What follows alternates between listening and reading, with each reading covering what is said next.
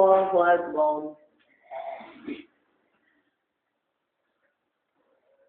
الحمد لله رب العالمين الرحمن الرحيم مالك يوم الدين إياك نعبد وإياك نستعين اهدنا الصراط المستقيم صراط الذين أنعمت عليهم غير المغضوب عليهم ولا الضالين.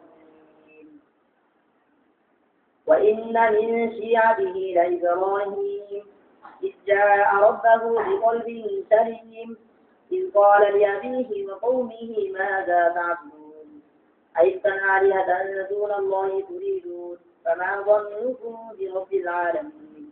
فنظر نظرة في النجوم فقال إني سقيم فتولوا عنه مدبرين فراغ إلى آلهتهم فقال ألا تأكلون ما لكم لا تنطقون. فراغ عليهم ضربا باليمين فأقبلوا إليه يزفون قال تعبدون ما تنحتون والله خلقكم وما تعملون. قالوا ابنوا له بنيانا فألقوه في الجحيم فأرادوا به كيدا فجعلناهم الأسفلين.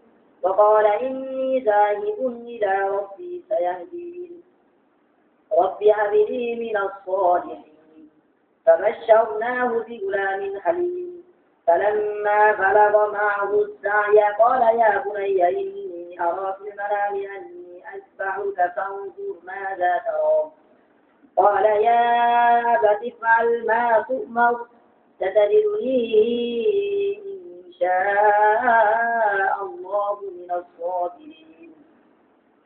فلما أسلما وتله للجبين وناديناه أن يا إبراهيم قد صدقت الرؤيا إنا كذلك نجزي المحسنين إن هذا لهو البلاء المبين وفديناه بذبح عظيم وتركنا عليه في الآخرين سلام على إبراهيم كذلك نجزي المحسنين إنه من عبادنا المؤمنين وبشرناه بإسحاق نبيا من الصالحين وباركنا عليه وعلى إسحاق ومن ذريتهما محسن وظالم لنفسه مبين.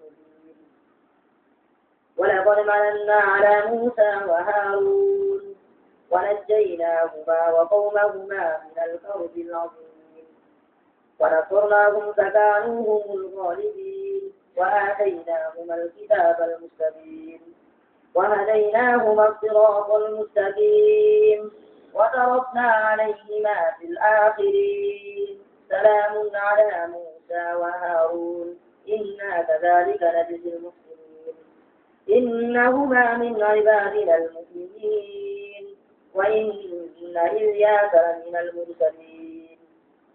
إذ قال لقومه ألا تتقون أتدعون بعلا وتذرون أحسن الخالقين الله ربكم ورب آبائكم الأولين فكذبوه فإنهم لمحضرون إلا عباد الله المخلصين وتركنا عليه في الآخرين سلام على الياسين إنا كذلك نجزي المحسنين إنه من عبادنا المؤمنين وإن لوطا لمن المرسلين